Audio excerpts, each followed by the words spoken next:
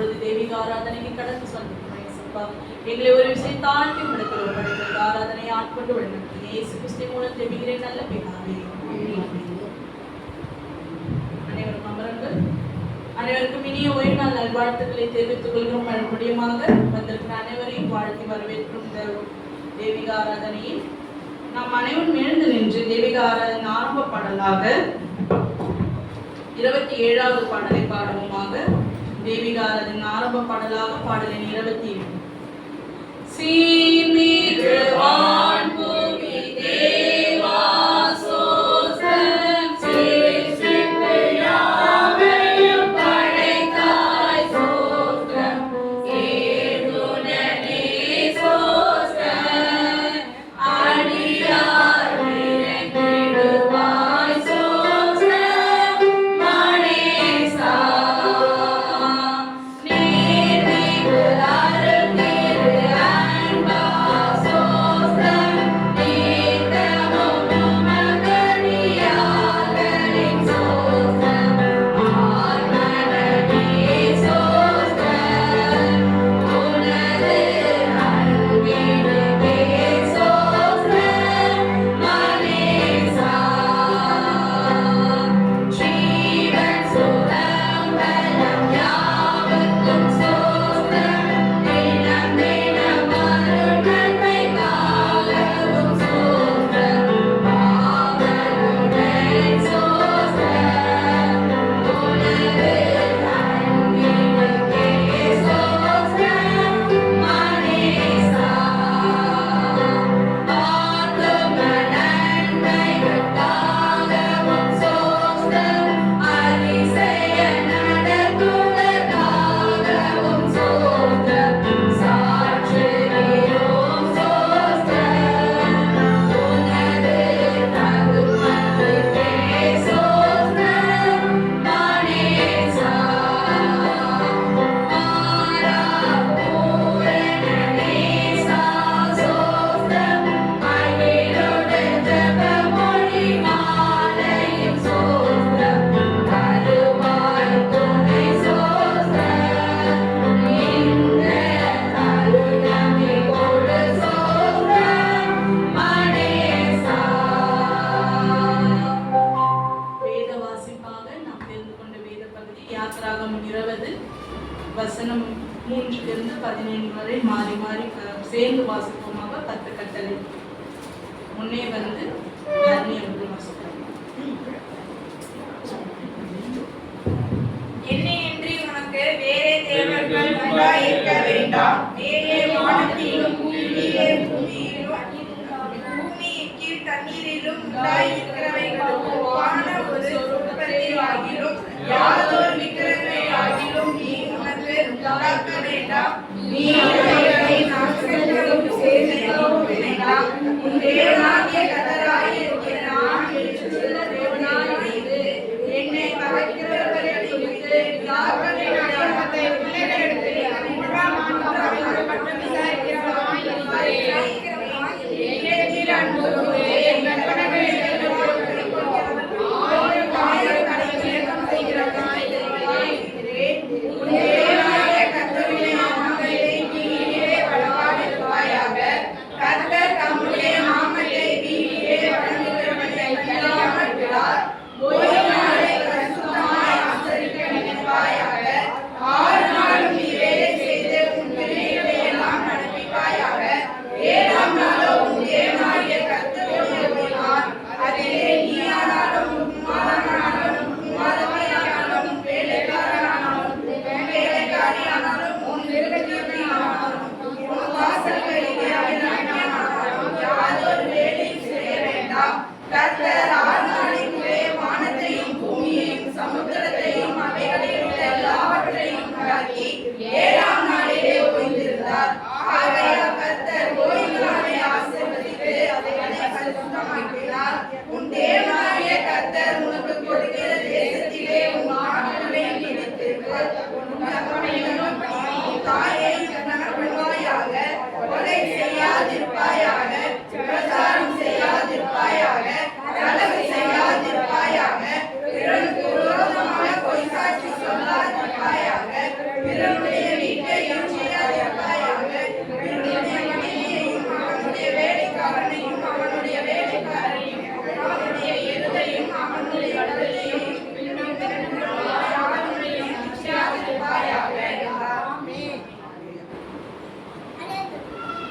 இந்த தேவிகாரத்தின் ஆரம்ப வேலை ஜெபத்தை மத்தியில் இருக்கும் பவானி சிஸ்டர் அவர்கள் அனைவரும் முழங்கால் படிட்டு ஜெபிச்சு.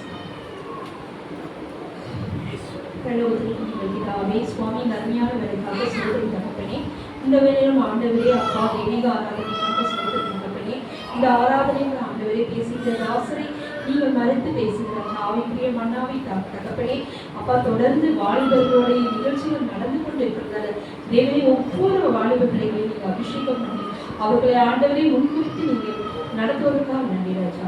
தேவ மகிமை ஆண்டவரே இந்த சபையில் அவர் இருப்பதாக ஆண்டவரே இயேசுவின் நடப்பிதாகவே ஆமென்.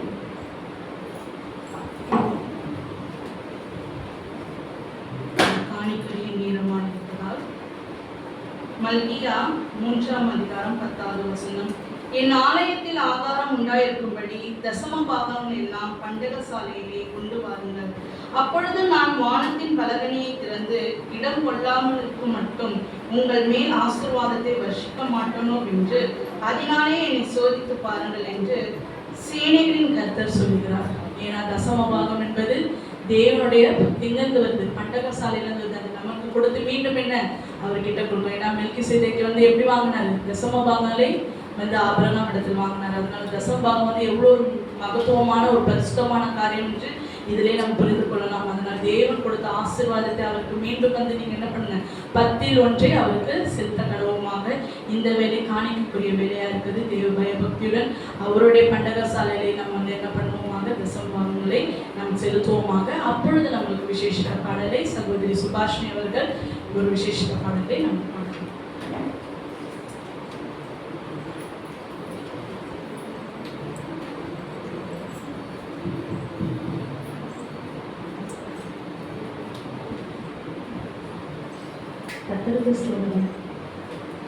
தேவாலயத்திலே இரண்டாய் கிழிந்ததன்றோ, தேவன் திருமுகத்தை காணாமல் கதிரவன் கண்களை மூடியதோ, காரிருள் சூழ்ந்ததோ, கல்லறை விரிந்ததோ, பூமி அதிர்ந்ததோ, புவியெல்லாம் நடுங்கியதோ, உத்தமரேசு துணிக்கின்றார் சிலுவையிலே, உருகாமலோ நெஞ்சம்,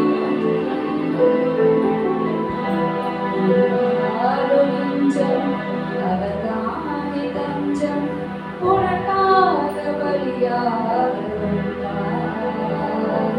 கலங்காத கண்கள் வழியாத கண்ணீர், கல்வாரி காட்சியை கண்டு, கல்வாரி காட்சியை கண்டு, நடமாட முடியா தடுமாறி கிடந்த முடவனின் குரல் கேட்டு நின்று, நடமாட முடியா தடுமாறி கிடந்த முடவனின் குரல் கேட்டு நின்று, இடம் தேடி வந்து இதயத்தில் நொந்து நடமாட செய்ததாலே, உந்தன் கால்களில் ஆடியோ அரசே, அதுதான் சிலுவையின் பரிசே. உந்தன் கால்களில் ஆடியோ அரசே, அதுதான் சிலுவையின் பரிசே. உருகாதோ நெஞ்சம், தரமெல்லாம் குஷ்டம், தீராத கஷ்டம், கதறிய மனிதனை கண்டு, கரமெல்லாம்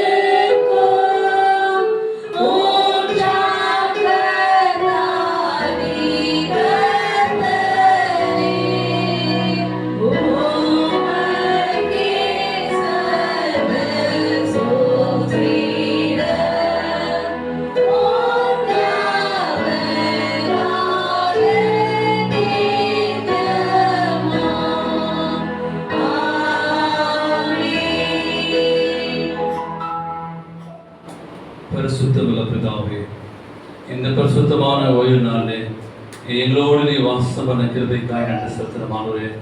இம்மட்டுமாய் ஆண்டவருடைய கரம் எங்களை வழிநடத்தின கிருபைக்காய் கொடான கோடி செலுத்துகிறோம். எங்களோடு உணாவி கொண்ட கிருபைக்காய் நன்றி ஆண்டவரே. இம்மட்டுமாய் வழிநடத்தினீங்க. விசேஷமாய் இந்த ஓய்வு நாளிலே படைக்கப்பட்ட காணிக்காய் நாங்கள் ஜெபிக்கிறோம் ஆண்டவரே. இந்த ஒவ்வொரு காணிக்கையும் தொட்டு ஆசீர்வதிக்குமாய் கொடுக்கப்பட்ட தசமபாகங்கள் சோதரக்காயை ஓய்வு நாள் பண்ணி காணிக்கை திருச்செவிடைய காணிக்கை எல்லாரையும் தொட்டு ஆசீர்வதித்து ஆலய 30 அருவமாய் இது பெருக்கத்தக்க தனம் கிருபை செய்யுங்க. கொடுத்த கரங்களை அற்புதமாக நீங்க ஆசீர்வதிக்க முடியாத கரங்களை கர்த்தாவே இன்னமாய் கொடுக்கத்தக்க இந்த கிருபை செய்யுங்க. இயேசுவின் நாமத்திலே ஜெபிக்கிறேன் நல்ல பிதாவே, ஆமென்.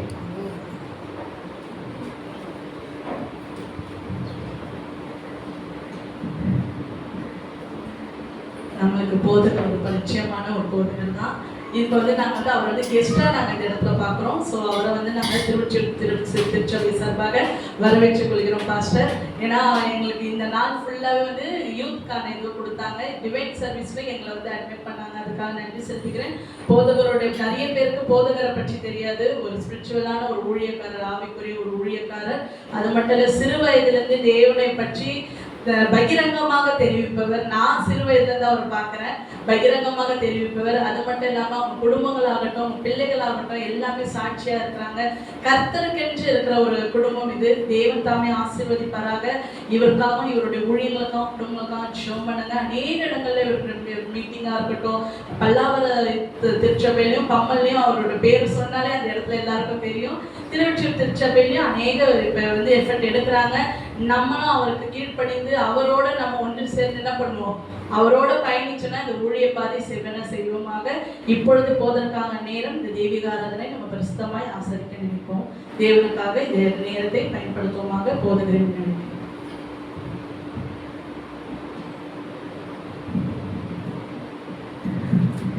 தேவனுடைய பரிசுத்த நாமத்திற்கு மகிமை உண்டாவதாக.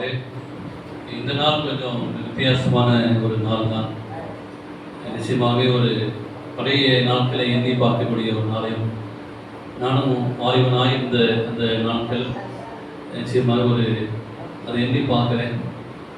ஆனால் அந்த நாளில் ஒரு திருச்சபை கொடுத்து திருச்சபைக்கு வாலிப நிகழ்ச்சியை நடத்தும்படியாகவும் ஆண்டவர் செய்த கிருபைக்காய் உங்கள் ஒவ்வொருவருக்கும் என் உள்ளத்தின் ஆழ்த்திருந்து நன்றியையும் பாராட்டுதலையும் ஆசீர்வாதத்தையும் நான் தெரிவித்து கொள்கிறேன். தேவன் தாமே உங்களை அற்புதமாய் ஆசீர்வதிப்பதாக. ஒரு நாள் ஊட்டியிலேருந்து ஒரு சென்னையில் ஒரு யூத் மீட்டிங்காக அதை கேள்விப்பட்டு அங்கேயிருந்து நான் ஓடி வந்தேன். வாலிபனாக இருக்கும்போது எல்லா வாலிப மீட்டிங்களும் செவத்தில் எங்கே வச்சாலும் நான் கலந்து கொள்வேன். இதுதான் அந்த வாலிப மீட்டிங் தான். அதை கேட்டு அதில் நடக்கிற நிகழ்ச்சி எல்லாத்தையும் கலந்து கொண்டு என்னோட ஊழியக்காரனாக மாறி இங்கே இருக்கிறவங்க யாராச்சும் ஒரு திருவொற்றியூர் திருச்சபையிலேருந்து ஒரு ஊழியக்காரனை வந்துட்டுனா ஒரு பெரிய சந்தோஷம். கடவுள் எவ்வளோ சந்தோஷப்படாது தெரியுங்களா? மனசுலேயே நீங்கள் ஏற்றுக்கொள்ளுங்க. யாராச்சும் ஒருத்தவங்க இந்த திருவொற்றியூர் சர்ச்சிலேருந்து ஒரு ஊழியக்காரன் அப்படி தான் என்னை ஆவடி சர்ச்சில் இருக்கும்போது சொல்லி வளர்த்தாங்க. எல்லாமே அவமே வாலிபனாக இருக்கும்போதெல்லாம் பாஸ்டர்லாம் என்னங்க பிரசங்கம் பண்ண விட்டுருவாங்க. அப்படியே பிரசங்கம் பண்ண தக்கி பிரசங்கம் பண்ண படும்போது ஆண்டவர் எந்த மாற்றினார். எல்லாம் எண்ணி பார்க்கும்போது பார்க்க முடியாத அனுபவங்கள் ஆண்டுடைய அந்த நாளிலேயே தெரிந்து கொண்டான். வாலிபர்கள் எங்கள் ஆண்டவர் தெரிந்து கொண்டுகிறாரு, முன்குறிச்சுக்கிறாரு. நீங்கள் பிற்பாடு நினச்சி பார்ப்பீங்க, இந்த நாள் நினச்சி பார்ப்பீங்க. மிஸ் பண்ணுறாதீங்க. ஆண்டவரோடு பேசுவார். ஒரு நிமிஷம் ஜோப் பண்ணி கட்டுரை செய்திக்காய் எங்களை நேசிக்கிற நல்லா ஆண்டு இந்த நாளிமோடு நிற்பது பெரிய ஆசீர்வாதம்ப்பா. உங்களுடைய சமூகத்தில் நிற்கிற நீர் என்னை ஆட்கொண்டு நடத்தும்படியாய் என்னுடைய வார்த்தைகளால் உங்களுடைய வார்த்தைகளை பேசும்போது தேவ பிரசன்னம் என்னோடு இருக்கும்படியாய் கேட்கிற பிள்ளைகளுக்கு மிகுந்த ஆசீர்வாதத்தை தரும்படியாய் இயேசு நாமத்திலே ஜெபிக்கிறேன் நல்ல பிதாவே, ஆமென். கர்த்தருடைய நாமம் மகிமைப்படுவதாக. இந்த கொஞ்சம் நானும் இந்த என்னென்ன டாபிக் சொல்லி எடுத்து நம்ம சர்ச் குரூப்லேயும் அதை போட்டு நீங்கள் மலரக்கூடாது அப்படின்னு சொல்லி என்னுடைய செய்தியின் தலைப்பானது விசுவாச வீரர்கள்.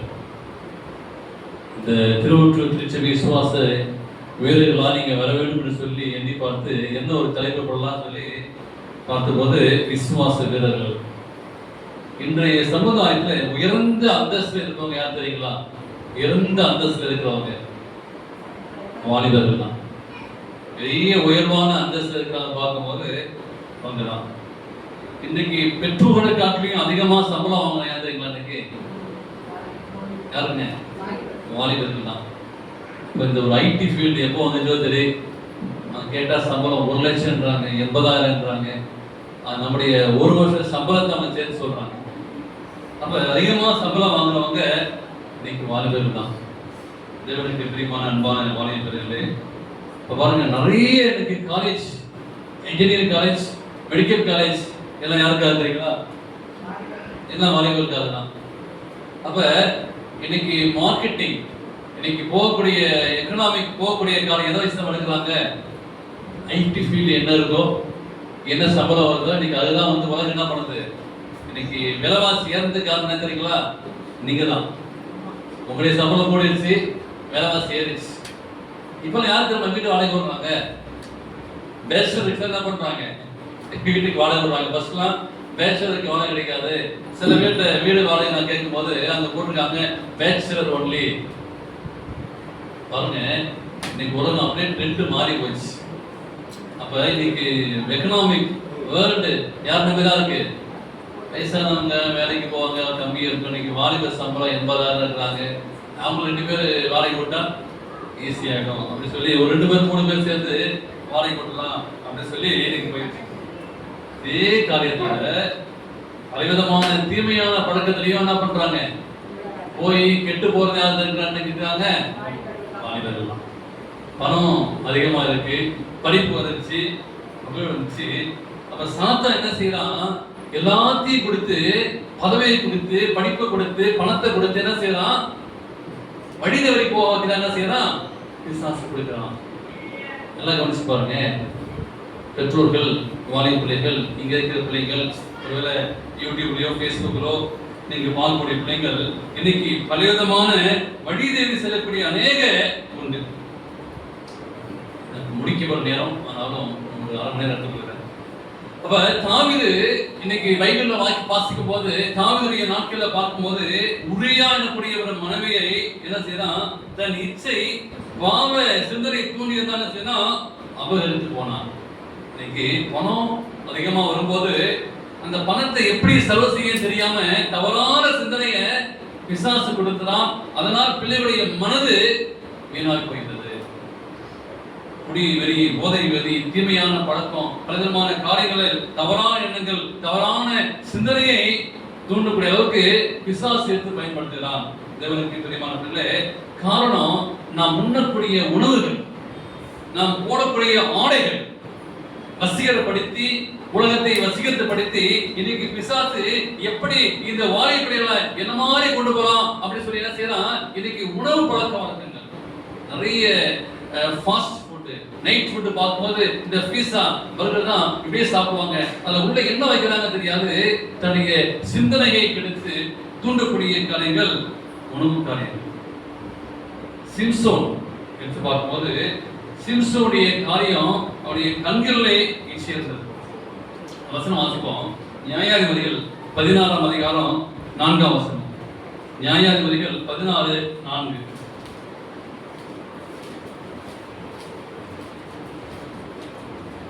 லேட்டா இருக்கிறீங்களே. நியாயாதிபதிகள் 16:4. அதற்கு பின்பு அவன் சோரேத் நியாயாதிபதிகள் 16:4. அதற்கு பின்பு அவன் சோரேத் ஆற்றங்கரையில் இருக்கிற தெலிலால் என்னும் பேருள்ள ஒரு ஸ்திரீயோட சிநேகமா இருந்தான். சரிங்களா? அப்ப ஃப்ரெண்ட்ஷிப்புக்கு என்ன ஆச்சு? இன்னைக்கு வசதி வந்துருச்சு. என்ன பண்றாங்க? பேசிக்கிறாங்க. டேய், உனக்கு பாய் ஃப்ரெண்ட் இருக்கானா? உனக்கு ஏதாவது கேர்ள் ஃப்ரெண்ட் இருக்கா? என்ன பண்றாங்க? இன்னைக்கு பழையதுக்கு என்ன செய்யறாங்க? ஒரு லிஸ்ட் வச்சுட்டு இது இன்ட்ரடியூஸ் பண்றாங்க. டாடி அப்பா அம்மா கூட, டாடி இவன் வந்து என்னுடைய கேர்ள் ஃப்ரெண்ட் டாடி. இன்னைக்கு என்ன பண்றாங்க? இவன் என்னுடைய பாய் ஃப்ரெண்ட் டாடி. இன்னைக்கு பேசும்போதே பார்த்து நாங்களாம் பார்த்து பேசுறோம். பாஸ்டா இருந்தா கூட வந்து என்ன செய்வாங்க? ஐயோ அந்த சிஸ்டர் பேசலாமா ஜோம் பண்ணலாமா அப்படின்னு சொல்லி பயந்து என்ன பண்றாங்க பிள்ளைங்க இன்ட்ரெஸ்ட் பண்றாங்க. இவன் என் கேர்ள் ஃப்ரெண்டு, யாரு இவன் என் பாய் ஃப்ரெண்டு. அப்படிதான் சிம்சன் என்ன பண்றான் சரிங்களா? இந்த மாசம் என்ன பண்றாரு, தெளிலால் என்னும் பேருள்ள ஒரு ஸ்திரீயோட சிநேகமாய் இருந்தான். இன்னைக்கு எப்படி உலகம் போயிடுச்சு. சரி, அதே சிநேகம் ஆயிட்டா பாத்தீங்களா? இப்ப என்ன ஆயிடுச்சு, பிசாசு எப்படி கொண்டு போறான்? 14ஆம் அதிகாரத்துல 14ல 14:3 வாசிங்கள. அப்பொழுது அவன் தாயும் அவன் தகப்பனும் அவனை நோக்கி, நீ போய் விருத்த சேதனம் இல்லாத பெலிஸ்தரிடத்தில் ஒரு பெண்ணை கொள்ள வேண்டியது என்ன? உன் சகோதரின் குமாரத்திகளிலும் எங்கள் ஜனமனத்திலும் பெண் இல்லையா என்றார்கள். சிம்சோன் தன் தகப்பனை நோக்கி, அவள் என் கண்ணுக்கு பிரியமானவள், அவளை எனக்கு கண்டுகொள்ள வேண்டும். என்ன தெரியுங்களா? கண்ணுக்கு பிரியமானவள். யார் சொல்றது? சிம்சோன். யாரை பார்த்து? திரினால பார்த்து அவன் யாரு, எனக்கு ரொம்ப பிடிச்சு போச்சு டாடி அவளை அப்படின்னு சொல்லி என்ன பண்றான்? எப்ப நீ சிம்சன்ப்பா நசதரை அப்படின்றவன் அப்படிலாம் இல்ல. அவன் என்னது, எனக்கு பார்க்க பிடிச்சிருச்சு, ஆனா வெளிப்படையா பார்க்க பிடிச்சிருச்சு, ஆனா ஸ்பிரிச்சுவல் காரியம் இருக்கா எனக்கு அதெல்லாம் தெரியாது. என் கண்ணுக்கு குளிர்ச்சியானவ, பார்க்கறதுக்கு அழகானவ, அதுல நான் மயங்கிட்டேன், அதனால தெரியனால எனக்கு பிடிச்சு போச்சு. என்ன பண்றோம்? அப்படி என்ன பண்றோம்? வாலிப பிள்ளைங்க என்ன பண்றோம்? எல்லாத்தையும் வேலைக்கு போயிட்டு ஆனா பார்க்கும்போது மட்டும் சூஸ் பண்ணிடுவோம். சரி, என்ன பண்றாங்க? அந்த திண்ணற எல்லாம் கடைசியா அந்த பிரியமானவர் 7ஆம் வசனம் வாசிக்கும் போது, அவன் போய் அந்த பெண்ணோட பேசினான். அவன் சிம்சோனின் கண்ணுக்கு பிரியமாய் இருந்தாள். அவள் எப்படிதாங்க கண்ணுக்கு பிரியமா இருந்தான். சரிங்களா? சிம்சோனுடைய காலம் கண்களின் இச்சை. இன்னைக்கு எனக்கு பார்த்ததும் பிடிச்சு போச்சு, இன்னைக்கு Facebookல பார்த்ததும் பிடிச்சு போச்சு. வேற என்ன காரியம் இருக்கு?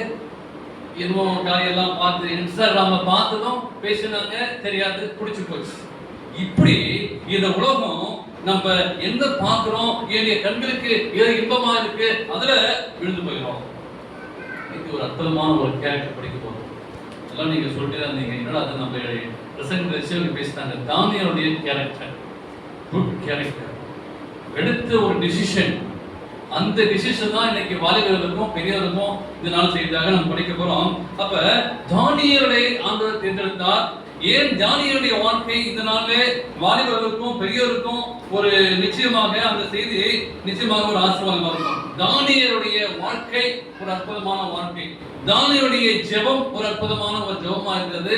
தானியேலுடைய வாலிபனாய் வாழ்ந்த பொழுது அவர் எடுத்த தீர்மானங்கள் மிகவும் ஆணித்தரமா இருந்தது. நான் படிக்க போறோம். தானியேல் 1ஆம் அதிகாரம் 3ஆம் வசனம்.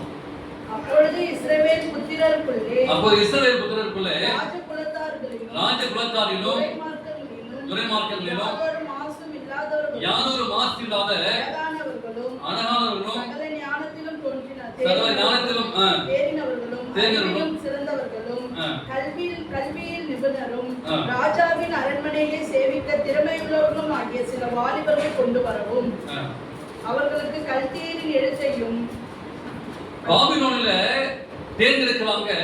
அந்த பாபிலோன் தேசத்துக்கு கொண்டு போறதுக்கு இஸ்ரவேல் தேசத்துல வாழக்கூடிய பிள்ளைகளை சூஸ் பண்றாரு. எப்படி பாருங்க, எப்படி இருக்கணுமா? அப்பொழுது இஸ்ரவேல் புத்திரருக்குள்ள ராஜகுலத்தாரிலும் துரைமானிலும் யாதொரு மாசு இல்லாத, அப்ப தூய்மையான அழகானவர்கள், சகல ஞானத்திலும் தேறியவர்கள், அறிவியல் சிறந்தவர்களும் கல்வி அறிந்தவர்களும் என்ன பண்றாங்க?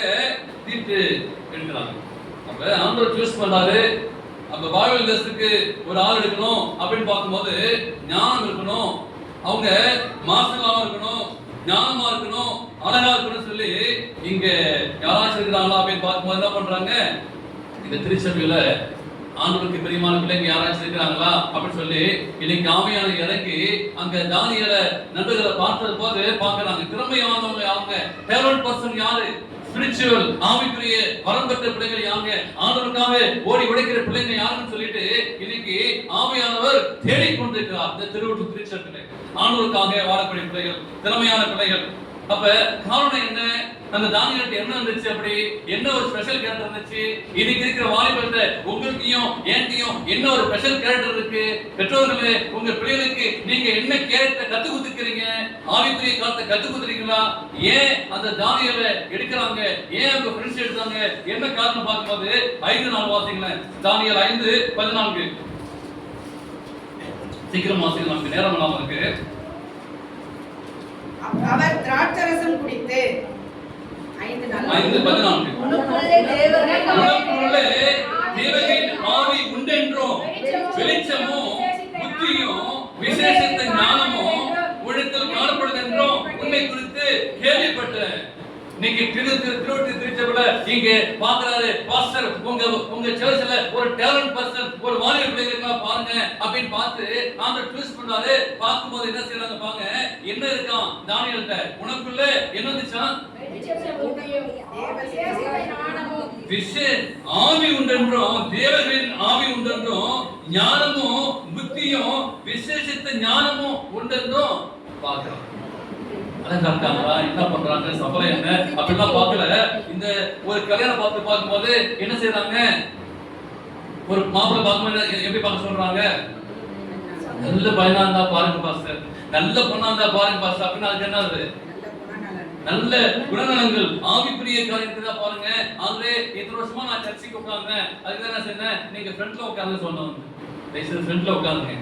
அப்ப விசேஷ ஞானம் இருக்கா? அப்ப தானியேலை ஏன் கொண்டு போறாங்க? சிறைகைதியா கொண்டு போறாங்க, அரெஸ்ட் பண்ணி கொண்டு போறாங்க, இஸ்ரேல்ல இருந்து பாபிலோன் கொண்டு போறாங்க.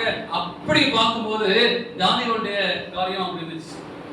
தேவனுக்கு பிரியமான அன்பான பெற்றோர்களே, ஏன்னா பெற்றோர்களுக்கு சொன்னாதான் வாலிபர்ல போய் சேரும். அப்ப இந்த தானியேல் செய்த ஒரு காரியம் என்ன தெரியுங்களா? முதலாவது ஒரு தீர்மானம் பண்ணான். நம்ம சர்ச்சைக்கு வந்துக்கிறேன், ஏதோ பாஸ்டர் சொன்னாங்க, சிஸ்டர் சொன்னாங்க, வந்து பாட்டு பாடுங்க, ஜெபம் பண்ணாங்க, நீங்க வந்துட்டு போங்க, அப்படி இல்லை. இது ஆண்டுடைய திட்டம், ஆண்டுடைய தீர்மானம். ஏன் என்னை கொண்டு வந்தாரு? நான் யோசிச்சு பார்த்துட்டே இருந்தேன். சரி, ஒரு மாசம் பார்த்துட்டேன், அதுக்கப்புறமா அந்த வாலிபரை பிடிக்கும் அப்படின்னு சொல்லி யோசிச்சு பார்த்தேன். அப்ப தானியேல் என்ன ஒரு காரியம் பண்ணான்? தானியேல் ஆண்டவருக்கு பிரியமான பிள்ளையா போனதுக்கு காரணம் என்ன தெரியுங்களா? அப்ப தானியேலுடைய வாழ்க்கை எப்படி மாறிச்சு? அவன் ஒரு காரியம் பண்ணா, என்ன காரியம் பண்ணா? 6ஆம் அதிகாரம் 3ஆம் வசனம். இந்த வாலிப பிள்ளைங்க இங்கிருந்து போகும்போது, இந்த நாள்ல நீங்க கடந்து போகும்போது அந்த தீர்மானம் செய்ய போறீங்க. இப்படி இருக்கையில் தானியேலே பிரதானிகளுக்கும் சேனாதிபதிகளுக்கும் மேற்பட்டவனாய் இருந்தான். தானியேலுக்கு விசேஷித்த ஆவி இருந்தமையால் அவனை ராஜ்யம் முழுமைக்கும் தானியேல்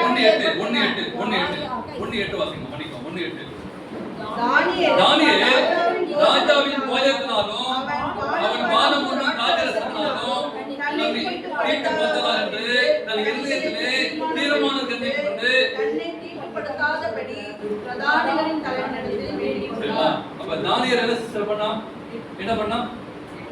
ஒரு தீர்மானம் பண்ணா, என்ன பண்ணா? ஒரு டிசிஷன் எடுத்தான். என்ன அருள் பண்ணாங்க தெரியுங்களா? இந்த டிசிஷன் எடுத்தாங்க. நீங்க வாலிப பிள்ளைங்க என்ன செய்யணும்? ஒரு தீர்மானம் எடுக்கணும். அப்பா அம்மா சொல்லுவாங்க, கேட்கவே மாட்டோம், பிரசங்கம் பண்ணுவாங்க. அப்ப தானியேலுடைய காரணம் என்ன? அவ வாலிபனா இருந்தான், பாபிலோன் தேசத்துக்கு அரெஸ்ட் பண்ணி கொண்டு போயிருக்காங்க. அங்க வந்து மாமிச உணவு இருக்கு, அங்க மதுபானம் இருக்கு. அப்ப போய் வெளிநாட்டுல போய் நம்ம என்ன செய்வோம்? கிடைச்சா அப்படிலாம் இல்ல. அந்த பாக்குறான், ஐயோ இது மாமிச உணவு, அந்த மாமிச உணவு வேற மாதிரி வித்தியாசமான மாமிச உணவு, சரிங்களா? அது பன்றியோட ஒரு மாமிச உணவு. அதை தொட்டா அது தீட்டு. ஐயோ அந்த மதுபானம், அந்த இறைச்சி, அதை நான் வந்து புசிக்க கூடாது. அப்பாவுக்கு தெரியாது, அம்மாவுக்கு தெரியாது, நம்ம எங்கேயோ இருக்கிறோம், அதுக்கு தெரிய போதும். யாரும் பார்க்க பண்ணா செய்யறோம், கொஞ்சம் டேஸ்ட் பண்ணி தான் பார்ப்போமே. ஃப்ரெண்ட்ஸ் சொன்னா நீ குடிச்சு பாரியா, அது இடுக்க இன்பம் தரும், அது குடிச்சு பாரோம் அப்படின்னு சொல்லி என்ன பண்றாங்க? இன்னைக்கு வாலிபுள்ளைங்க இப்படிலாம் வச்சு போட்டு பார்த்துடுறாங்க. ஆனா தானியேல் பாபிலோன் தேசத்தை கொண்டு போறாரு, அங்க தீர்மானம் பண்றாரு, தன்னை தீட்டுப்படுத்தலாட்டு தன் இருதயத்திலே அவர் தீர்மானம் செய்து கொண்டான். எரி ஆண்டவருக்காக நான் வாழ்வேன் அப்படி சொல்லி ஒரு டெசிஷன் எடுத்தான். தன்னை தீட்டுப்படுத்தக்கூடாது சொல்லி அவன் தீர்மானம் பண்ணான். தேவனுக்கு பிரியமான பிள்ளைகளே, பெற்றோர்களே, வாலிபர்களே, இன்னைக்கு நம்ம என்ன பண்றோம்? எப்பெல்லாம் தீர்மானம் எடுக்கிறோம்? புது வருஷத்துல என்ன பண்ண போது 1ஆம் தேதி என்ன சொன்ன இந்த வருஷத்துல இருந்து நான் சர்ச்சுக்கு எல்லா ஓய்நாளும் சர்ச்சுக்கு வந்துடுவேன், நான் வீட்டுல ஜெபம் வாசிப்பேன், நான் ஜெபம் பண்ணுவேன், பைபிள் வாசிப்பேன், இனி ஆண்டுக்கு பிரியமான படி வாசிப்பேன்னு சொல்லி என்ன செய்யறோம், தீர்மானம் எடுத்து அந்த முதல் நாள் என்ன செய்யணும், சந்தோஷமா காலைல எழுந்து 2ஆம் தேதி ஜெபம் பண்ணுவோம். அப்புறம் என்ன ஆயிடும், சோம்பராயிடும், தீர்மானம் இல்லாம போச்சு. உறுதியை எடுக்க முடியும், எடுத்த தீர்மானத்தை உறுதியா இருக்குமா? பொதுவாகவே என்னை பிறந்த நாளுக்கு கூப்பிட்டு ஜோம் பண்ண சொன்னா அவங்க ஒரு கேள்வி கேட்பேன். யோசிப்பாங்க, ஏன் இந்த பாஸ்டர் கூப்பிடுறாங்க, எத்தனை வயசுன்னு கேட்பேன். ஒரு 40 வயசு வச்சுங்களேன். சரி, ஒவ்வொரு வயசுல என்ன செய்யணுமா, ஒரு தீர்மானம் பண்ணணும். 40 வயசுல எத்தனை தீர்மானம் பண்ணிருக்கணும், 40 தீர்மானம் பண்ணிருக்கணும். அப்ப 41 வயசு இன்னைக்கு என்ன டிசிஷன் எடுத்தீங்க? இந்த பாஸ்டர் வந்து ஜோம் பண்ண கூப்பிட்டா அதான் கிறிஸ்துவ பாஸ்டர், அதுதான் கிறிஸ்துவ கேரக்டர். அப்ப 40 வருஷம் கடந்து வந்திருக்கிறேன், 41 வருஷம் வந்திருக்கிறேன். அப்ப ஒவ்வொரு வயசுலயும் ஒரு ஆயுசு நான் கூடுதா இல்லைங்களா? இப்படி தராதுல. அப்ப நம்ம ஒரு வயசு கூடும்போதும் ஒரு திருமணம் பண்ணா எப்படி இருக்கும் பாத்தீங்களா, ஆண்டுக்காக செய்யணும்னு சொல்லிட்டு. அப்ப எப்படி நான் நெருங்கி நான் ஜீவிக்க முடியும்? அப்ப தானியேல் அந்த டிசிஷன் எடுத்தார். ஐயோ என்னை தீட்டுப்படுத்துறதா சொல்லிட்டு எங்க எடுத்தான், தன் இருதயத்திலே தீர்மானம் பதிவு, இனி நான் தொடவே மாட்டேன், நான் ஆணுடைய பிள்ளை, நான் பாபிலோன் தேசம் எங்க வந்தாலும் சரி, அப்பாவுக்கு தெரிஞ்சிருந்தாலும் சரி, தெரியாம போனாலும் சரி, நான் அயல்நாட்டுல வந்தாலும் சரி, எங்க வேலை போனாலும் சரி, நான் வேலை செய்ய இடத்துல, நான் போற இடத்துல, நான் வீட்டுல தனியா இருக்கிற இடத்துல எங்க வந்தாலும் ஆணுடைய பிள்ளை தான். யார் பாக்குறா? ஆண்டு பாக்குறேன். அம்மா பார்க்கல, அப்பா பார்க்கல, அம்மா பார்க்கல, சர்ச்சு பாஸ்டர் பார்க்கல, இது யாருக்கு தெரியாது. யார் பார்க்கறா? ஆண்டவர் பார்க்கறாரு. அப்ப நான் எடுத்த தீர்மானம் ஆண்டுக்காக நான் வாழணுமே. அதான் தானியேல் விசேஷத்தை ஆவிதிச்சு. இன்னைக்கு வாழை பிள்ளைங்க ஆண்டவர் பார்க்கறாரு. நீங்க எடுக்கிற டிசிஷன் என்ன, நீங்க எடுக்கிற தீர்மானம் என்ன, ஆண்டவருக்காக நீங்க வாழ வேண்டும். ஆண்டவருடைய களத்திலே ஒப்பு கொடுக்கிற ஆண்டவர் தானியேலை விசேஷித்த ஆவி இருந்தது, அந்த விசேஷித்த ஆவி உங்களுக்கு இருக்கும் என்று சொல்லி தானியேல் தீர்மானம் பண்ணார். எப்படி பண்ணார் பாருங்க. தீர்மானம் பண்ண உடனே என்ன செய்யும், சோதனை வரும். இயேசு கிறிஸ்துவுக்கு சோதனை வந்துச்சு. நான் ஸ்ட்ரைட்டா போயிடும், நமக்கு நேரம் இல்லை. அந்த 3ஆம் அதிகாரத்துல ஒரு தீர்மானம் பண்றாங்க. எந்த ஒரு பிரச்சனை வருது, 2வது தீர்மானம் உறுதி எடுத்தாங்க, 2வது ஒரு சோதனை வருது, தொழுகையின் மத்தியில ஒரு சோதனை வருது. 3ஆம் அதிகாரம் 6ஆம் வசனம் வாசிக்கிறாங்க. எவனாகிலும் தாழ விழுந்து அதை பணிந்து கொள்ளாமல் போனால் அவன் அந்நேரமே எரிகிற அக்னி சூளையின் நடுவிலே போடப்படுவான் என்றார். சரி, இப்ப வந்து தூரா இருந்த சமாரியில ஒரு பெரிய 60 முழ உயரமும் 6 முழ அகலமாம ஒரு சிலையை செஞ்சு நேபுகாத்நேச்சார் என்ன சொன்னாரு, சிலை வணங்க சொல்றாரு. இப்ப யார் நிக்கிறாங்க? தானியேல் ஃப்ரெண்ட்ஸுங்க நிக்கிறாங்க. அங்கே தொழுகையில மத்தில சோதனை வருது. இன்னைக்கு என்ன ஆச்சு, இன்னைக்கு என்ன நாள், இன்னைக்கு தொழுகைக்குரிய நாள். என்ன ஆச்சு, சோதனை வந்துச்சு. அப்ப எதிரே நம்ம உறுதியா இருக்கணும், ஆண்டவருக்காக தீர்மானம் பண்ணோம். 2வது நான் செய்த தீர்மானம் இந்த தொழுகையில ஆண்டு கொடுக்கப்பட்ட ஓய்வுனால நான் உண்மையா இருக்கணும். அப்ப அங்க யாரை தொழுகை செய்யணும், யாரை எப்படி நான் தொழுகை செய்யணும், அங்க தூர சமூகத்துல ஒரு சிலையை நிறுத்தி அந்த சிலையை வணங்க சொல்றாங்க. தானியேல் ஃப்ரெண்ட்ஸ் இருக்கிறாங்க. அப்ப நேபுகாத்நேச்சார் என்ன பண்றாரு, அவருடைய காலத்துல என்ன வணங்கணும் அப்படி சொல்லி ஒரு சிலை வணக்கம் வருது. அப்பதான் வந்துச்சு இல்ல, இந்த கடைசி நாட்கள்ல இந்த சௌந்தரிய திருச்சபையை சந்திக்க போயிடும். கடைசி நாட்கள்ல ஒரு சிலை வணக்கம் வரப்போறது. எல்லோரும் அந்த சிலையை வணங்கணும், போப்பு மார்க்கத்தை வணங்கணும் சொல்லி ஞாயிறு ஆசை சட்டம் வரப்போறது. அந்த சட்டத்திற்குள்ளாக நீங்க நானும் என்ன சூழ்நிலைக்கு போவோம் என்று தெரியாது. தானியேலுடைய நண்பர்களுக்கு ஒரு சோதனை வந்துச்சு. அப்ப என்ன செய்தாங்க பாருங்க, தாழ விழுந்து நீங்க வணங்கணும்னு சொன்னாங்க. அதுக்கு என்ன சொன்னாங்க பாருங்க, 11ஆம் வசனம் வாசிக்கலாம். ஷாத்ராக், மேஷாக், ஆபேத்நேகோ என்பவர்களை ராஜாவை நோக்கி, நேபுகாத்நேச்சாரே, இந்த காரியத்தை குறித்து உமக்கு உத்தரவு சொல்ல எங்களுக்கு அவசியம் இல்லை. என்ன சொல்றாங்க, ரொம்ப அருமையான ஒரு காரியம் சொல்றாங்க. எவனாலும் தாழ விழுந்து வணங்கணும், வணங்கலைன்னா என்ன சொல்லுவாங்க, அக்கில தூக்கி போட்டுருவோம். 11ஆம் வசனத்தை பார்க்கிறோம். யாராச்சும் அந்த சிலையை வணங்கினா எங்க தூக்கி போட்டுருவாங்க, அக்கினியிலே போட்டுருவோம். கொடுக்கப்பட்ட ஒரு சோதனை. அதுல ஆண்டவருக்காக உண்மையா வாழணும், அப்படி இல்லைன்னா எங்க தூக்கி போட்டுருவாங்க. தெய்வத்தை விட்டு கொடுக்காம என்ன பண்றாங்க, சாட்சியா இருக்கிறாங்க. எவனாலும் தாழ விழுந்து வணங்கவில்லை என்றால் எரிகிற அக்கினி. ஆனாலும் தானியேலுடைய நண்பர்கள் என்ன பண்ணாங்க, தெய்வத்தை விட்டு கொடுக்கவே இல்லை. ஓய்வு நாளுக்காக உறுதியா இருந்தாங்க, சத்தியத்துக்காக உறுதியா இருந்தாங்க. தானியேல் நண்பர்கள் கொடுத்த, தானியேல் கற்றுக் கொடுத்த ஒரு பாடம், ஆண்டவருக்காக உறுதியா இருந்தாங்க. என்ன செய்யறாங்க? 13ஆம் வசனத்துல குற்றம் சாட்டுறாங்க பாருங்க. அவங்க குற்றம் சாட்டுறாங்க. அப்பொழுது நேபுகாத்நேச்சர் உக்கிர கோபம் கொண்டு சாத்ராக், மேஷாக், ஆபேத்நேகோவை அழைத்துக் கொள்ளும்படி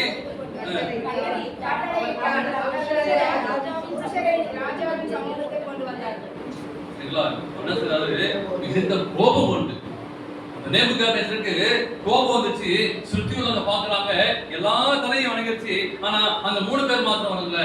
கோபம் கொண்டு அவங்கள கொண்டு வாங்க அப்படி சொல்லிட்டாங்க. அவங்க உங்களை மதிக்கல, ராஜாவாக உங்களை மதிக்கவே இல்லை அப்படி சொல்லி அவங்க சொன்னாங்க. என்ன சொன்னாலும் சரி, யார் சொன்னாலும் சரி, ஆண்டு சமூகத்துல ஆண்டவருக்காக நான் பண்ண தீர்மானம், ஆண்டவருக்காக பண்ண தீர்மானத்துல என்ன செய்ய போறேன்னு பார்க்கும்போது ஒரு காரியம் சொல்றாரு பாருங்க. 17ஆம் வசனத்துல சொல்றாங்க, நாங்கள் ஆராதிக்கிற எங்கள் தெய்வம்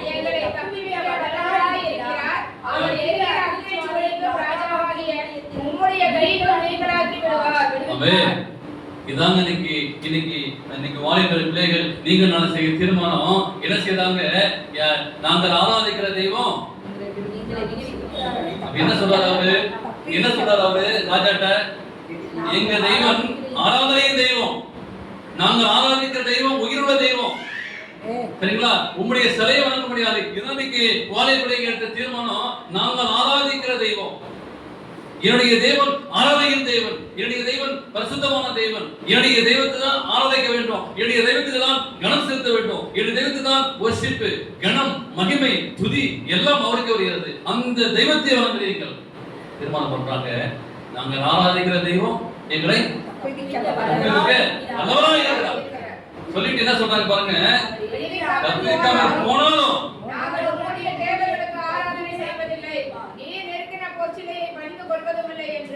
என்கிறது ராஜாவாகிய உமக்கு தெரிந்திருக்க கடவுள் என்றார்கள். அப்படின்னா அர்த்தம் என்னங்க? கடவுள் காப்பாற்றினாலும் பரவாயில்ல, ஆனா உங்களுடைய ஆண்டவருக்காக என் உயிரையே நான் கொடுப்பேன். வாலிப பிள்ளைங்க இன்னைக்கு எரிகிற அக்கில்ல என்ன தப்பி வைப்பாரு, எனக்கு நம்பிக்கை இருக்கு. அப்படியே தவிக்க வைக்காம போனாலும் சரி, இந்த உயிர் ஆண்டவருக்காக எரிஞ்சு போட்டோம். தேவனுக்காக ரத்த சாட்சியாக மரிக்க ஆயத்தமாக அக்கினி சாட்சியாக எரிந்துனா போனாலும் போனேன். அந்த தெய்வத்தை விட்டு கொடுக்காதீங்க. தேவன் வாலிப பிள்ளைங்க, அந்த தெய்வம் யாரு? ஆராதனை தெய்வம். அந்த தெய்வம் வானத்தையும் பூமியையும் சமுத்திரத்தையும் படைத்த தெய்வம். அந்த தெய்வம் உங்களுக்காகவும் எனக்காகவும் மரித்த தெய்வம். உங்களுக்காக எனக்காகவும் தன்னுடைய பாவத்துக்காக அந்த மரித்த தெய்வம். அந்த தெய்வத்திற்காக அந்த தானியேல் நண்பர்கள் தீர்மானம் பண்ணாங்க, என்னுடைய தேவன் ஆராதனைக்கிற தேவன், என்னை தப்பிக்க வல்லவராக ராஜா, நீ என்ன பொசிஷன் இருந்தாலும் சரி நமக்கு உத்தரவு சொல்ல அவசியம் இல்லை. ஓய்வு நாளுக்காக சத்தியத்திற்காக ஆராதனை சபை யார் தடுத்தாலும் சரி, உலகம் தடுத்தாலும் சரி, சமுதாயம் தடுத்தாலும் சரி, அப்பா அம்மா தடுத்தாலும் சரி, யாருக்காகவும் இந்த தெய்வத்தை நீங்க விட்டு கொடுக்காதீங்க. அப்படிப்பட்ட ஒரு உறுதியாக தீர்மானம் பண்ணான். ஆந்தைய சத்தியத்திற்காக வர்ஷிப்ல ஒரு சோதனை வந்துச்சு. உண்மையா சொல்றாங்க, சொல்றாங்க இயேசு வாலிபர்களை நேசிக்கிறார், அவர்களை மீட்பதற்காக தமது உயிரையே கொடுத்தார். அவர்களை எவ்வளவு நல்லவராய், சுத்தமானவர்களையோ நேர்மையானவர்களையோ இரக்கமுள்ளவர்களாய், மரியாதை அறிந்தவர்களாய் அவர் மாற்ற விரும்புகிறார் என்பதை அந்த பிள்ளைகள் அறிந்தவர்களால் தங்கள் பழைய வாழ்க்கை முற்றிலும் வெறுத்து விட்டு பரிசுத்த வாழ்க்கை வாழ அவர் விரும்புகிறார். நித்திய நித்தியமாய் பரிசுத்த தூதர்களுக்கு அந்த பாக்கியத்தை பெறுவார்கள். அப்படிப்பட்ட ஒரு பாக்கியத்தை நீங்க பெற்றுக்கொள்ளுங்கன்னு சொல்லி அம்மையார் சொல்றாங்க. தூரத்துல நின்று பேரு குறைச்சி அம்மையார் தெரியுங்களா? 3 பேர் நிற்காம வந்தீங்களா? யார் தெரியுங்களா? 3 பேர் தானியேல் நண்பர்கள். யாரு? சாத்ராக், மேஷாக், அவங்க குறைச்சி வீரர்கள். நம்முடைய வாலிபர்கள் சிஸ்டர் நதிவஸ் யார் தெரியுங்களா? நம்முடைய வாலிபர்கள் இல்ல, நம்ம யூத் வாலிபர் குரூப்ல ஒரு பேர் கொடுத்துருக்கேன், ஃபயர் ஃபிளைட். எங்களுடைய திருவொற்றியூர் வாலிபர் யார் தெரியுங்களா? மின்மணி நட்சத்திரம். அப்படி மின்மணிமா இருப்பாங்க. பேர்ல மாத்திரம் இல்ல, எப்படி மாறும் தெரியுங்களா? நீங்க நடந்து போனா உங்கள்கிட்ட ஒரு லைட் மின்மணி நட்சத்திரமா நீங்க மாறணும். யோசித்து பாருங்க, என்ன பேர் தெரியுமா? இந்த திருவொற்றியூர் வாலிபருக்கு ஃபயர் ஃபிளைட். ஃபயரா இருப்பாங்க, ஆண்டவருக்காக. எப்படி தானியேல் சாட்சியா இருந்தாங்களோ ஆண்டவருக்காக, சர்ச்சி, கடவுள், ஊழியம், ஓய்நாள், சத்தியம் அப்படின்னா மின்கணும். மின்மணி நட்சத்திரங்களா நீங்க மாறணும். இந்த ஓய்வு நாள் ஆண்டவருக்காக திருமணத்துல சோதனை வரும், நிறைய சம்பளம் இருக்கும், நிறைய வேற எங்கேயாச்சும் பார்த்துருப்பாங்க, பரவாயில்ல அதெல்லாம் பிறவோட மாத்திக்கலாம் அப்படிலாம் முடியாது. பரவாயில்ல, திருமணத்தில் என்ன செய்வோம் என்பதை சற்று யோசிப்பாங்க. உண்மையா சொல்றாங்க, இன்னைக்கு நடக்கின்ற திருமணங்கள் ஒன்றும் ஆண்டவருக்கு பிரியமில்லாதமையா இருக்குதுன்னு சொல்லி சொல்றாங்க. மூன்றாவதாக அந்த 18 என்ன சொன்னாங்க? 3:18 விடுவிக்காமல் போனாலும் ஆராதனை செய்வதும் இல்லை. பொச்சையை பணிந்து கொள்வதும் இல்லை என்று ராஜாவாகிய உமக்கு சற்று யோசிச்சு பாருங்க. இன்னைக்கு வந்துட்டாங்க, என் கண்மூடி ஒரு கண் இருக்கு, இயேசு கிறிஸ்து இல்லைன்னு சொல்லியா உங்களை கொண்டு இன்னைக்கு யாராச்சும் ஒருத்தர் கேட்கலாம், என்ன சொல்லுவோம்? ஷூட் பண்ண சொல்லுவோமா? பண்ண சொல்லணும். அதான் விசுவாசம், அதான் தீர்மானம். அப்ப தப்பி வைக்காம போனாலும் சரி, ஆண்டவருக்காக என்ன ஒரு கஷ்டம் வந்து கவுத்து தப்பாரு, ஆண்டவருக்காக குப்பையுமா நஷ்டமா ஆயிடுது. ஏனென்றால் இந்த சபை சாதாரண சபை அல்ல. இந்த சபை ரத்தத்தை விரயமாக்கி ரத்தத்தை கொடுத்து சம்பாதித்து கொடுத்த சபை. தேவனுடைய ரத்தத்தை கொடுத்து தன்னுடைய குருதி எல்லாம் இந்த திருச்சபைக்காக, திருச்சபை விசுவாசத்திலே கொடுக்கப்பட்ட இந்த சபையை ஆண்டு கொடுத்துள்ளார். தேவனுக்கு பிரியமான அன்பான விசுவாச சபையிலே தானியேலுக்கு கடும் கோபம் வந்துச்சு. Sorry, Nebuchadnezzar. நமக்கு வசனம் படிக்க நம்ம நேரம் 3:13 வாசிச்சோம். கடும் கோபம் கொண்டு, அதே வெளிப்படத்துல ஒரு வசனம் மட்டும் நீங்க டக்குன்னு வாசிங்க. வெளிப்படத்துல 12:17 எப்படி அந்த ராஜாவுக்கு கோபம் வச்சு, அதே மாதிரி பிசாசுக்கு கோபம் வருது. இந்த திருச்சபையில ஒரு கோபம் வந்து பாருங்க.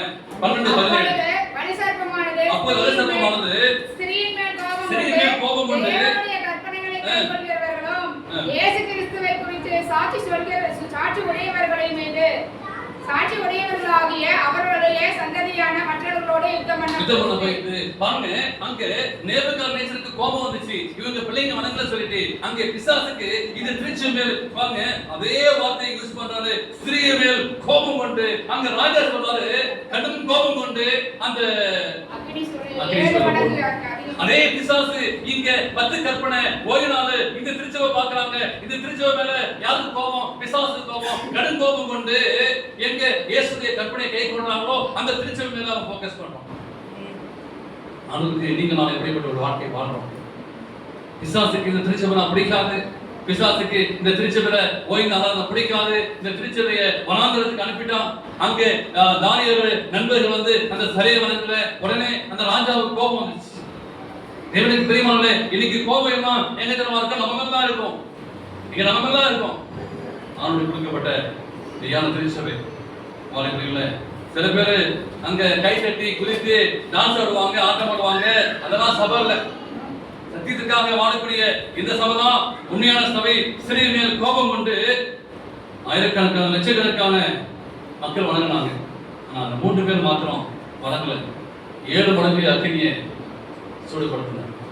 நான் சொல்லுக்கு என்னை சொல்லுக்கு நீ கீழ்ப்படியா, அதனால 7 மடங்கு அக்கினியை தூக்கி நீ போடுனாங்க. உடனே இந்த 3ஆம் அதிகாரம் 21 கடைசி வரை வாசிங்களேன். அப்பொழுது அவர்கள் தங்கள் தானியேல் 3:21 அப்பொழுது அவர்கள் தங்கள் சால்வைகளோடு நீசர்களோடும் பாவைகளோடும் மற்ற வஸ்திரங்களோடும் கட்டப்பட்டு எரிகிற அக்னி சூளை நடுவிலே போடப்பட்டார்கள். பாத்தீங்களா என்ன பண்றாங்க? உடனே அவங்க வனங்களை தூக்கி என்ன இங்க தூக்கி போடுறாங்க, அங்கேயும் தூக்கி போடுறாங்க. ஆண்டவருக்காக ஐயோ ஆண்டவரே அந்த சிலையை வணங்க மாட்டேன்னு சொல்லி தீர்மானம் பண்ணேன். நான் சர்ச்சைக்கு வரேன், ஓய்நாளுக்கு வரேன், 10 கற்பனையை கடைபிடிப்பேன் அப்படி சொல்லி நல்ல தீர்மானம் தான் பண்ணேன். உடனே உலகம் உங்களை அப்படி பார்க்காது, உலகம் உங்க மேல் படியான தவறான கலைகளை போடும். அப்படிதான் ராஜா தூக்கி போட்டார். 22 பார்க்கும்போது ராஜாவின் கட்டளையை கடுமையாக எழுதபடியாலும் சூளை மிகவும் சூடானபடியாலும் அக்னி ஜுவாலை சாத்ராக் மேஷாக் ஆபேத்நேகோவை தூக்கி கொண்டு போன புருஷனை கொண்டு போட்டது. யார் உங்களை உபத்திரப்படுத்துறாங்களோ, யார் உங்களை டார்ச்சர் பண்ணாங்களோ, அவங்களுக்காக நீங்க நன்மையா வாழணும் உங்களை உபத்திரப்படுத்துறாங்களோ அவங்க தான் பிரச்சனை தூக்கி போட்டாங்களே. தேவனுக்கு பிரியமான பிள்ளைகளே, அவனுடைய ஆசீர்வாதத்தை நீங்கள் பெற்றுக்கொள்ள உத்தமர்கள் மத்தியிலே அந்த உன்னதமான ஒரு தேவன் வரார். 24-25 பார்க்கும்போது அப்பொழுது ராஜாவாகிய நேபுகாத்நேச்சர் பெருமைத்து தீவிரமாக எழுந்திருந்து தன் மந்திரிமார்களை நோக்கி 3 குடிசைகளமாக கட்டுண்டு அக்கினிலே போட வைத்தோம் என்றார்கள். அப்போது ராஜாவுக்கு விருத்தமாக விதமாக, ஆம் ராஜாவே. அதற்கு அவன், இதோ 4 நபர் விடுதலையாகி அக்கினியின் நடுவிலே உலாவதை கண்டேன். அவர்கள் ஒரு சேதமும் இல்லை. 4ஆம் ஆளின் சாயல் எப்படி இருக்கு? தேவபுத்திரருக்கு ஒப்பாய் இருக்கிறது. இதை யார் பிரதர் சொல்றாரு? Joshua brother. யார் சொல்றது? ஒரு அந்நிய மனுஷன் சொல்றாங்க. எப்படி சொல்றாரு? என்ன வார்த்தை சொல்றாரு? தேவபுத்திரருக்கு ஒப்பாய் என்று சொல்றாங்க. அப்ப இந்த 3 பேரை காட்டிலும் அந்த 4ஆம் நபர் யாரு அப்படின்னா அந்த ராஜாவுக்கு இந்த மெய் தெய்வத்தை புரிவித்தார்கள். இந்த 3 பேரு அக்கினியின் மத்தியில் இருந்த போது, அப்ப உலகத்திற்கு நீங்களும் நானும் இந்த வாழை பிள்ளைகள் ஆண்டுக்காக சாட்சியாக வாழும்போது இந்த சாட்சியை உலகத்தை பார்ப்போம். அந்த நேபுகாத்நேச்சர் பார்க்கிறாரு. யாரு பார்க்கறாங்க?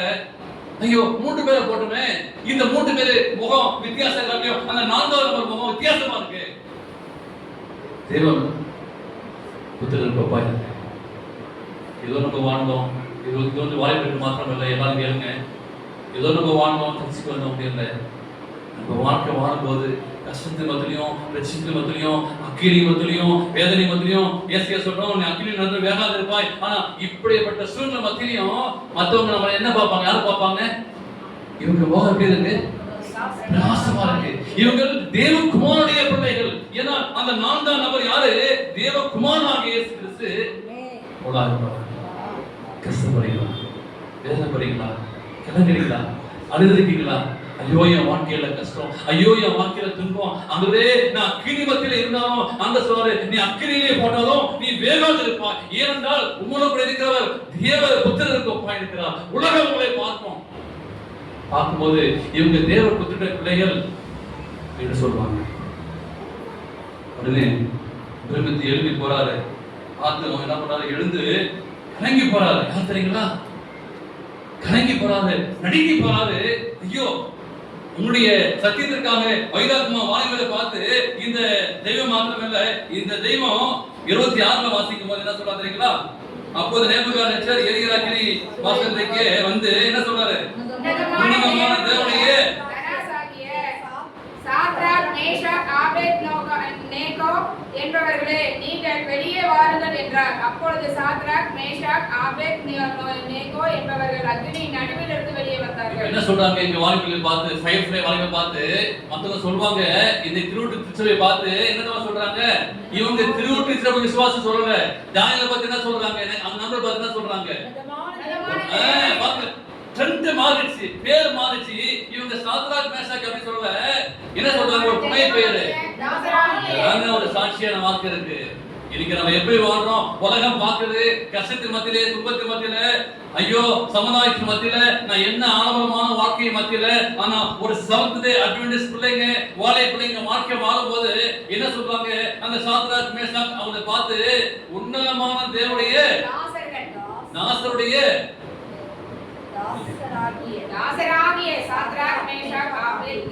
அவர் சொல்றாரு, உலகம் உன்னதமான இருக்கிறாரு, அந்த உன்னதமான தேவனுடைய பிள்ளைப்பா நீங்க என்பதை நான் புரிஞ்சுக்கிட்டேன்.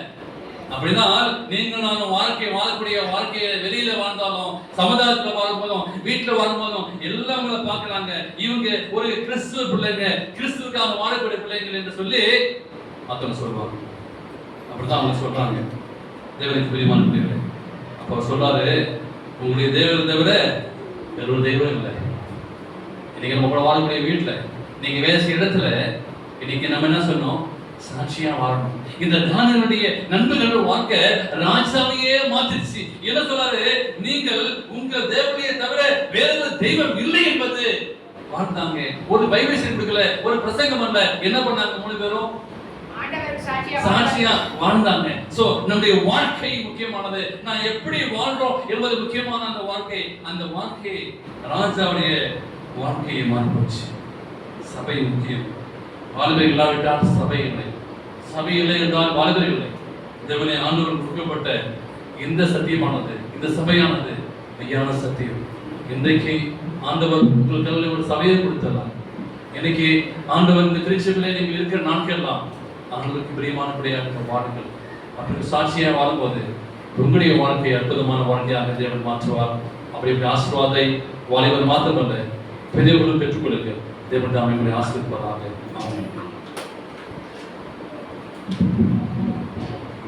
நல்ல ஒரு செய்தி எடுத்த போதகரை நன்றி தெரிவித்துக் கொள்கிறோம். இப்பொழுது கூட்டத்தின் முடிவு பாடலாக நாம் அனைவரும் எழுந்து நின்று 171வது பாடலை தேவபயத்துடன் பாடுவோமாக. நிறைவு பாடலாக 171.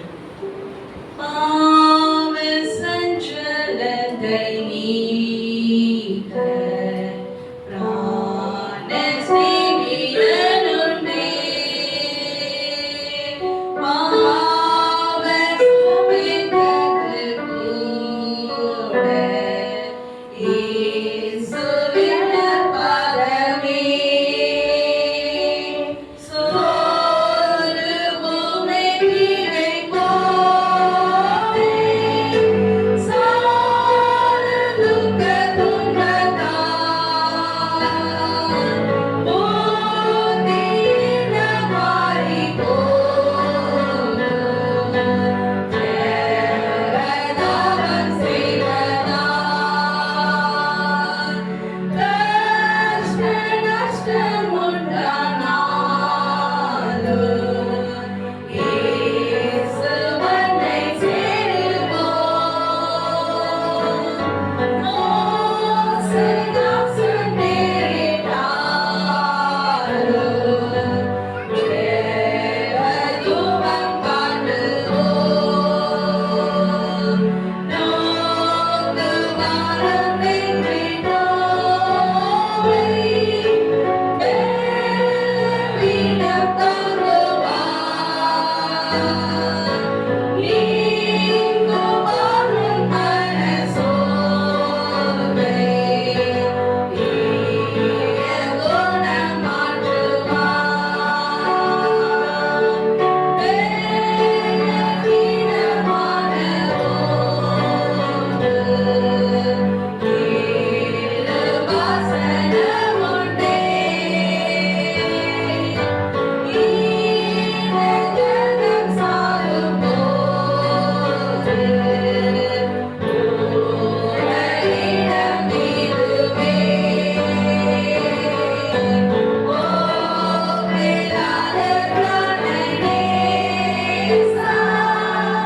உம்மை நம்பி நேசிப்போம். ஆண்டவற்று அருளாரா, உம்மை நோக்கி கெஞ்சுவோம்.